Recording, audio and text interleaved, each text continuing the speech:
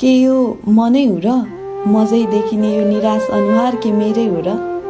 हिजो आज मलाई म आफू झै लाग्दैन। मदेखि मेरो डर चिन्ता खै किन हो पर भाग्नै मान्दैन।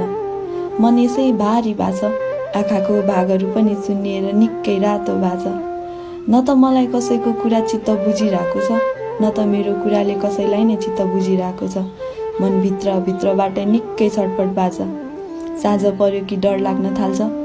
अब यो अँध्यारो निष्पट रात कसरी काट्ने हो झै लाग्छ। बल्ल तल्ल बिहान त हुन्छ, तर यो रातभर रोएर सुन्निएको अनुहारले आमाको अघि कसरी जाउँ झै लाग्छ।